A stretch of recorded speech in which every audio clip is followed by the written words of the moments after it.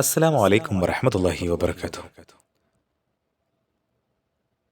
വഴിയിൽ ആക്സിഡന്റായ വൃദ്ധനായ മനുഷ്യനെ ഒരു കൈസഹായം നൽകിയ യുവതിക്ക് സംഭവിച്ചത് എന്താണെന്നുള്ള ഒരു കൊച്ചു കഥയാണ് ഇന്ന് നമ്മൾ ഇവിടെ അവതരിപ്പിക്കുന്നത്.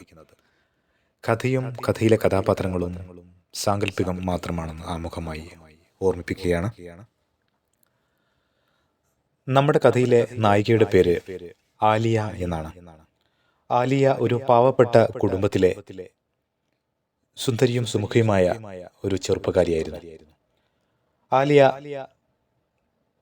ആലിയ ഒരു സ്ഥാപനത്തിലെ ക്ലർക്കായിട്ട് ജോലി ചെയ്യുകയാണ്. എന്നാൽ ആലിയയുടെ മുതലാളിയാവട്ടെ വളരെ ക്രൂരനും യാതൊരു ദാക്ഷിണ്യവുമില്ലാത്ത ഒരു മനുഷ്യനായിരുന്നു. എല്ലാ കാര്യത്തിനും ആലിയയോട് അയാൾ ദേഷ്യം പിടിക്കുമായിരുന്നു. ഓരോ ചെറിയ ചെറിയ കുറ്റങ്ങൾ കണ്ടെത്തി അവളെ എന്നും ശകാരിക്കുക അയാൾക്കൊരു ആനന്ദം നൽകുന്ന കാര്യമായിരുന്നു. അങ്ങനെ ഇരിക്കെ ആലിയക്ക് ഒരു പ്രൊമോഷനുള്ള ഒരു അവസരം കിട്ടുകയാണ്. ആ കമ്പനിയിലെ ഒരു ഗ്രാഫിക് ഡിസൈനിങ്ങിന്റെ ഒരു പ്രൊമോഷൻ വർക്കിന് വേണ്ടിയിട്ട് ഒരു ക്ലാസ് അവതരിപ്പിച്ചാൽ അവിടെ ഉള്ളവർക്ക് പ്രൊമോഷൻ കിട്ടുമെന്നാണ് അറിയാൻ സാധിച്ചത്. ആലിയയും അതിനായി കഠിനമായി പ്രവർത്തിച്ചുകൊണ്ടിരുന്നു. എന്നാൽ ഇത് മുടക്കാൻ വേണ്ടി ആ കടയുടെ മുതലാളി ഒരുപാട് ശ്രമിച്ചു. എല്ലാവർക്കും അവസരം നൽകിയപ്പോൾ ആലിയക്ക് മാത്രം അവസരം നൽകാൻ അയാൾ മടിച്ചു. ആലിയയുടെ വീട് വളരെ ദാരിദ്ര്യം നിറഞ്ഞ ഒരു വീടായിരുന്നു. ആലിയക്ക് ഒരു കൊച്ച് അനുജനുണ്ടായിരുന്നു. പ്രായമായ മാതാപിതാക്കൾ രോഗ അവസ്ഥയിലാണ്. എങ്ങനെയെങ്കിലും ഈ ജോലിയിൽ നിന്ന് ഒരു മാറ്റം കിട്ടണം. വളരെ തുച്ഛമായ ഈ ശമ്പളം കൊണ്ട് ആലിയ സന്തോഷവതി ആയിരുന്നില്ല. വീട്ടിലേക്ക് ആവശ്യമായ ഭക്ഷണ സാധനങ്ങൾ വാങ്ങാൻ തന്നെ ഈ ശമ്പളം ഒന്നുമാവുന്നില്ല.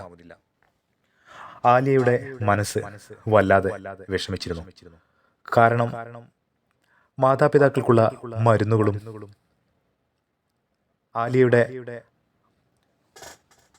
ആലിയയുടെ കൊച്ചനുജന്റെ പഠനവുമെല്ലാം ഒരു വലിയ ഭാരമായിരുന്നു ആലിയക്ക്. അങ്ങനെ ഒരു ദിവസം ആലിയ രാവിലെ ജോലിക്ക് വേണ്ടി ഓടിക്കിതച്ച് പോവുകയാണ്. റോഡിലാണെങ്കിൽ വളരെ കൂടുതൽ ആൾക്കൂട്ടം. ആകപ്പാടെ വാഹനങ്ങൾ അങ്ങോട്ടും ഇങ്ങോട്ടും ചീറിപ്പായുകയാണ്. ആലിയ വളരെ വേഗത്തിൽ ഓഫീസ് ലക്ഷ്യമാക്കി നടക്കുകയാണ്. അപ്പോഴാണ് വഴിയിൽ നിന്നും ഒരു കരച്ചിൽ പോലെ ഒരു ഏങ്ങൽ കേൾക്കുന്നത്. ആരാണത്? ആലിയ സൈഡിലേക്ക് നോക്കി. അതെ, ഒരു വൃദ്ധനായ മനുഷ്യൻ, പ്രായം 55 വയസ്സ് തോന്നിക്കുന്ന ഒരു മനുഷ്യൻ അവിടെ വീണ് കിടക്കുകയാണ്. ആലിയ ഒരു നിമിഷം ചിന്തിച്ചിരുന്നു. എന്റെ പടച്ചോനെ, ഞാനിപ്പോ ഇയാളെ സഹായിക്കാൻ പോയാല് എൻ്റെ ജോലിയിലെ പ്രൊമോഷൻ എന്താവും എന്ന് എനിക്കറിയില്ല. എനിക്കാണെങ്കിൽ അവിടെ ക്ലാസ് എടുക്കാനുള്ളതാണ്. ആലിയ ഒരു നിമിഷം അങ്ങനെ ആലോചിച്ച് നിൽക്കുമ്പോൾ ആ വൃദ്ധനായ മനുഷ്യന്റെ ശബ്ദം അങ്ങനെ കേൾക്കുകയാണ്. വല്ലാത്ത കരച്ചിൽ. അയാൾ അവിടെ ഇരിക്കുമ്പോൾ ആലിയ ഒന്നും നോക്കിയില്ല. ആലിയുടെ മനസ്സ് അവളുടെ സ്വന്തം പ്രായമായ പിതാവിന്റെ മുഖമാണ് ഓർമ്മ വന്നത്. ഇതിപ്പോ എന്റെ പിതാവിനാണെങ്കിൽ ഞാനിങ്ങനെ നോക്കാതെ പോയാൽ പിന്നെ എന്താണ് സംഭവിക്കുക? ആലിയ രണ്ടും കൽപ്പിച്ച് അയാളുടെ അടുത്തേക്ക് ഓടി. അയാളുടെ കാൽ വല്ലാതെ മുറിഞ്ഞിരിക്കുന്നു. രക്തം ധാരധാരയായി ഒഴുകിയാണ്. ആളുകളൊന്നും നോക്കുക പോലും ചെയ്യുന്നില്ല. വളരെ വളരെ തിരക്കേറിയ ഒരു സ്ഥലമായതുകൊണ്ട് ആർക്കും ഒന്നിനും സമയമില്ല. ആലിയ ആംബുലൻസ് വിളിക്കാൻ നിൽക്കുകയാണ്. ആംബുലൻസ് വിളിച്ചപ്പോൾ സമയം കൂടുതൽ ആവുമെന്ന് അറിഞ്ഞതുകൊണ്ട് അടുത്തുള്ള ഒരു ഓട്ടോറിക്ഷയെ വിളിച്ചുകൊണ്ട് സഹായം ചോദിച്ചു. എന്നാൽ ആ ഓട്ടോറിക്ഷക്കാരൻ ആദ്യം വരാൻ മടിച്ചെങ്കിലും പിന്നെ ആലിയയുടെ നിർബന്ധത്തിന് വഴങ്ങി അയാൾ എത്തുകയായിരുന്നു. അങ്ങനെ ആ വൃദ്ധനെയും കൂട്ടി ഓട്ടോയിൽ യാത്ര ചെയ്യുകയാണ്. ആ സമയത്താണ് ആലിയക്ക് ഫോണിൽ ഒരു കോൾ വരുന്നത്. ഹലോ, ആലിയല്ലേ? പിന്നെ ആലിയ ഇന്ന് അല്ല ക്ലാസ് ഉള്ളതായിട്ട് അറിയില്ലേ, പിന്നെന്താന്ന് ലേറ്റ് ആയത്? അല്ല, അത് എനിക്ക് വഴിയിൽ ഒരു ആക്സിഡൻ്റ് ആയ ഒരാളെ സഹായിക്കുന്നുണ്ട്. അതൊന്നും എക്സ്ക്യൂസ് പറയാൻ പറ്റില്ല. നിങ്ങൾക്ക് പ്രൊമോഷൻ വേണമെന്നുണ്ടെങ്കിൽ എത്രയും പെട്ടെന്ന് ഇവിടെ എത്തണം. അല്ലെങ്കിലേ ടൈപ്പാണ്, അല്ലെങ്കിലേ മടിയാണ് എല്ലാ കാര്യത്തിലും. ഇനി വേണ്ടാന്നുണ്ടെങ്കിൽ ജോലി പോകും. ഇത് അവസാനത്തെ വാണിംഗ് ആണ്. ഞാനൊരു 10 മിനിറ്റ് കൂടി വെയിറ്റ് ചെയ്യും.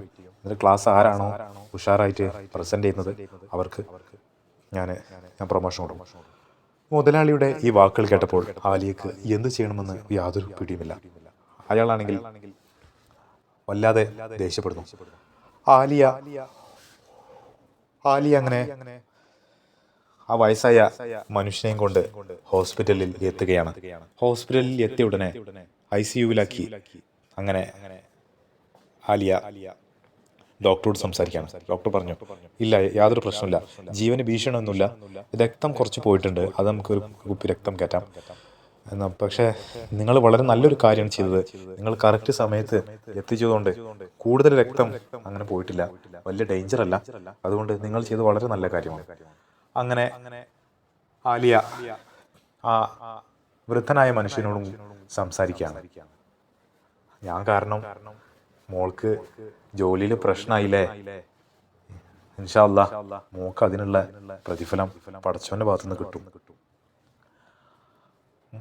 മോളൊരു കാര്യം ചെയ്യും, എൻ്റെ പോക്കറ്റിൽ ഒരു നമ്പറുണ്ട്, ആ നമ്പറിലൊന്ന് വിളിച്ചിട്ട് എൻ്റെ വീട്ടിൽ നിന്ന് ആരോടെങ്കിലും ഒന്ന് വരാൻ പറഞ്ഞിട്ട് മോള് പോയിക്കോ. വൃദ്ധനായ മനുഷ്യൻ്റെ ഗദ്ഗതം നിറഞ്ഞ വാക്കുകൾ കേട്ട് ആലിയ ഒരു നിമിഷം നിന്നു. അത് സാരില്ല, ഞാനേ വിളിച്ചോളാം, പിന്നെ എനിക്ക് എന്നാൽ ഞാൻ പിന്നെ പോട്ടെ. അങ്ങനെ വിളിച്ചുകൊണ്ട് അവസാനം ആലിയ ഹോസ്പിറ്റലിൽ നിന്നും ഇറങ്ങുകയാണ്. നേരെ ഓഫീസിലേക്ക് ഓടിയെത്തിയ ആലിയക്ക് സംഭവിച്ചത് മറ്റൊന്നായിരുന്നു. വല്ലാത്ത മനുഷ്യൻ, ആ മുതലാളി വീണ്ടും അവളെ വല്ലാതെ വഴക്ക് പറയുകയാണ്. സമയം വൈകിട്ടില്ല, 5 മിനിറ്റ് മാത്രമേ വൈകിട്ടുള്ളൂ. എങ്കിലും ആളുകൾ ഇനിയും ക്ലാസ് എടുക്കാൻ വേണ്ടി കാത്തു നിൽക്കുകയാണ്. ഇനിയും 5 മിനിറ്റ് കഴിഞ്ഞാൽ മാത്രമേ ആലിയയുടെ സമയം എത്തുന്നുള്ളൂ. അങ്ങനെ സമയം വൈകി എന്നുള്ള ഒറ്റ കാരണം പറഞ്ഞുകൊണ്ട് ആലിയയെ അയാൾ അവിടെ നിന്നും ഒഴിവാക്കുകയാണ്. ഒന്നാമത്തെ പങ്ക്ച്വാലിറ്റി ഇല്ല, പിന്നെ നമ്മൾ പറഞ്ഞത് അനുസരിക്കുന്ന കൂടില്ലെങ്കിൽ പിന്നെ എന്തിനാണ് ഇങ്ങനത്തെ സ്റ്റാഫിന്? ആലിയയെ ആ ഓഫീസിൽ നിന്നും ഒഴിവാക്കാൻ ഒരു കാരണം കാത്തു നിൽക്കുകയായിരുന്നു ആ ദുഷ്ടനായ മുതലാളി. എന്നാൽ ആലിയ മനസ്സ് വല്ലാതെ വിഷമിച്ചുകൊണ്ട് അവിടെ നിന്നും ഇറങ്ങുകയാണ്. എൻ്റെ പഠിച്ചോനെ, എൻ്റെ വിധി, എൻ്റെ കുഞ്ഞനിയൻ്റെ പഠിപ്പ്, ഇനി ഞാൻ എന്തു ചെയ്യും? പിന്നെ എൻ്റെ പാവപ്പെട്ട മാതാപിതാക്കളുടെ മരുന്നും അവർക്കുള്ള ഭക്ഷണവും എൻ്റെ കയ്യിലാണെങ്കിൽ യാതൊരു പൈസയുമില്ല. എൻ്റെ നാഥ, ഞാൻ നിന്റെ എല്ലാ വക്കത്തിലും ദുആയിരക്കും ജല്ല ജലാലേ നീയാണഭയം, ജല്ല ജലാലേ നീയാണഭയം, ജന്മം സഫല്യമാക്കി സദയം, മൗത്തും ഹയാത്തിനും ഉടമസ്ഥനേ, മനസ്സിൻ മുറാദുകളറിയുന്നോനേ, നിത്യവും നിന്റെ മുന്നിൽ സുജൂദിൽ വീണ് നീരും വ്യതയെന്നി പറഞ്ഞിടുന്നു, മൗത്തും ഹയാത്തിനും ഉടമസ്ഥനേ, മനസ്സിൻ മുറാദുകളറിയുന്നോനേ. പാപം ഒരുപാട് ചെയ്തു ഞാനേ, പാപമറിയാതെ കഴിഞ്ഞു ഞാനേ, മാപ്പ് തരേണേ റഹീമായോനേ, മാപ്പ് തരേണേ റഹീമായോനേ, മിന്നൊത്ത സുവർഗത്തിലാക്കിടണേ, മൗത്തും ഹയാത്തിനും ഉടമസ്ഥനേ, മനസ്സിൻ മുറാദുകളറിയുന്നു നീ, നിത്യവും നിന്റെ മുന്നിൽ സുജൂദിൽ വീണ നീറും വ്യഥയെണ്ണി കരഞ്ഞിടുന്നു. മൗത്തും ഹയാത്തിനും ഉടമസ്ഥനേ, മനസ്സിൻ മുറാദുകളറിയുന്നു നീ. അങ്ങനെ ആലിയയുടെ മനസ്സ് വിഷമിച്ച് ഇരിക്കുന്ന സമയത്താണ് ആലിയക്ക് ഒരു കോൾ വരുന്നത്. ഇത് സുബൈർ ആണെന്നും അവരുടെ ഓഫീസിലേക്ക് വരാനും ആവശ്യപ്പെട്ടുകൊണ്ടായിരുന്നു കോള്. ആലിയ നെട്ടി. ആരായിരിക്കും ഇദ്ദേഹം? അങ്ങനെ ആ പറഞ്ഞ ഓഫീസ് ലക്ഷ്യമാക്കിക്കൊണ്ട് ആലിയ നടന്നു പോവുകയാണ്. അങ്ങനെ ഓഫീസിലെത്തി.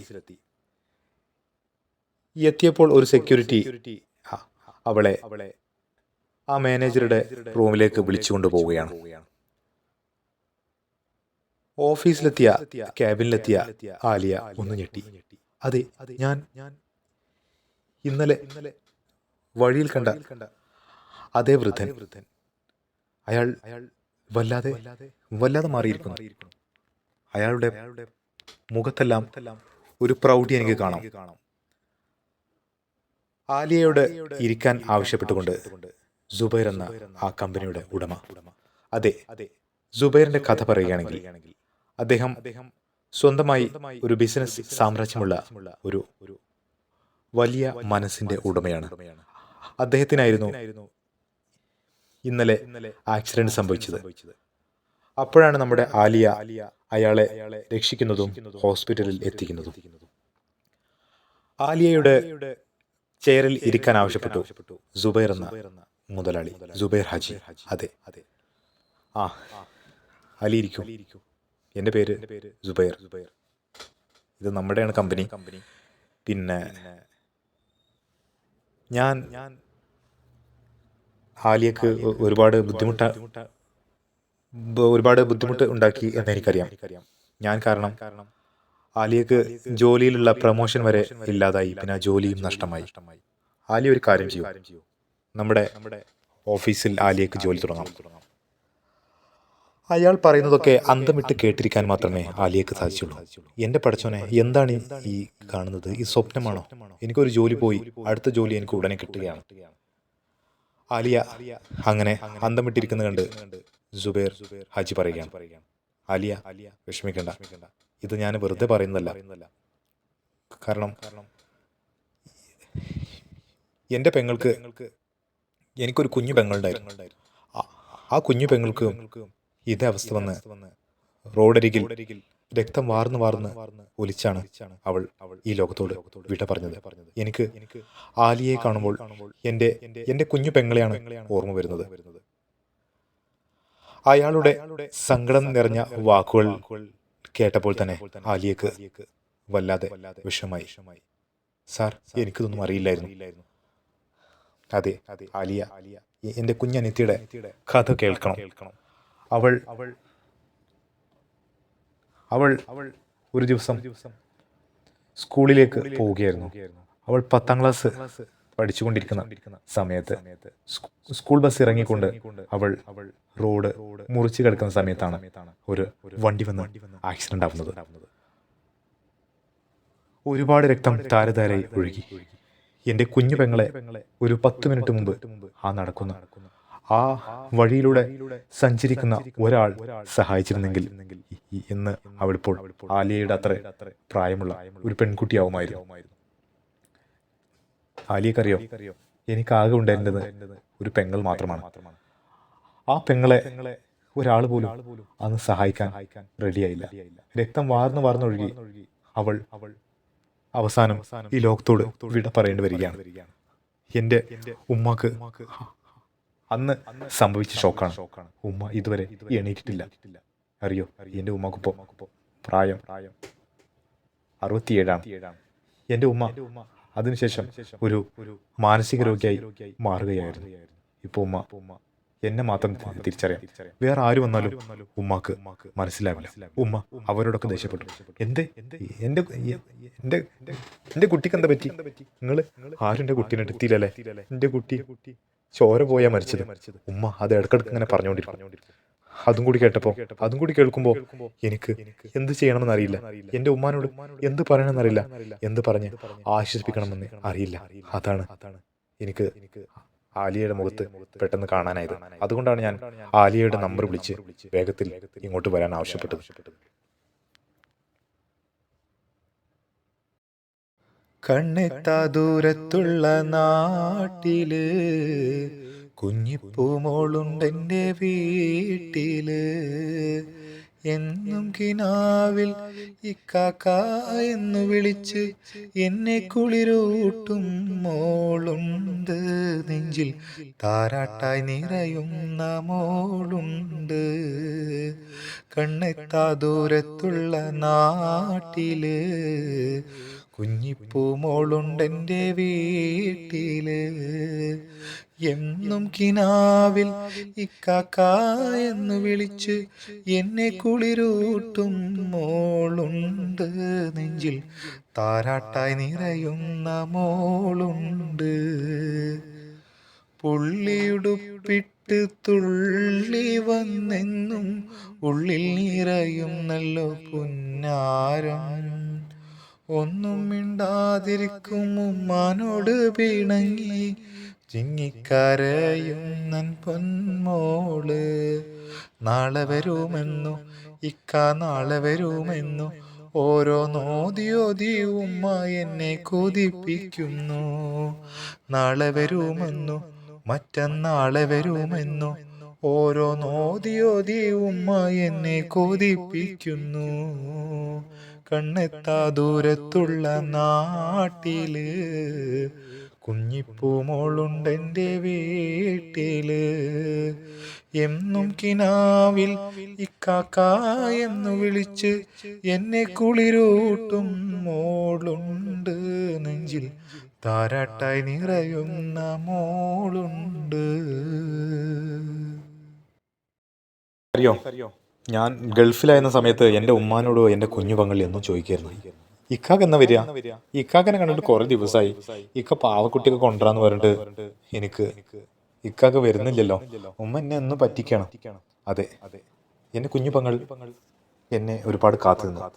ഞാൻ ഗൾഫിലായിരുന്ന സമയത്ത് അവൾക്ക് വേണ്ടി ഒരുപാട് പാവക്കുട്ടികളും കളിപ്പാട്ടങ്ങളും വാങ്ങി വെച്ചിരുന്നു. ഞാൻ ആലിയെ കാണുന്നത് എൻ്റെ കുഞ്ഞു പകളുടെ സ്ഥാനത്താണ്. ആലിയക്ക് നല്ല ഒരു ജോലി ഓഫർ ചെയ്തുകൊണ്ടാണ് നമ്മുടെ സുബൈർ ഹാജി അവിടെ ഇരിക്കുന്നത്. അങ്ങനെ ആലിയ ജോലിയിൽ പ്രവേശിക്കുകയാണ്. ജോലിയിൽ പ്രവേശിച്ചുകൊണ്ട് ഇരിക്കുമ്പോൾ ആലിയ അവളുടെ ജോലി വളരെ ഭംഗിയായി നിർവഹിക്കുകയായിരുന്നു. സുബൈർ ഹാജിക്കും ആലിയയുടെ ജോലിയും കാര്യങ്ങളും വളരെ ഇഷ്ടമായി. അങ്ങനെ ഒരു ദിവസം ആലിയ പറയാണ്, സാർ, എനിക്ക് സാറിൻ്റെ ഉമ്മാനൊന്ന് കാണണം. അങ്ങനെ ആലിയയെയും കൂട്ടി സുബൈർ ഹാജി അദ്ദേഹത്തിൻ്റെ വീട്ടിലേക്ക് പോവുകയാണ്. അതെ, അവിടെ എത്തിയ സമയത്ത് തന്നെ ഉമ്മാക്ക് വല്ലാത്ത ഒരു ആവേശം, എന്താണെന്നറിയില്ല.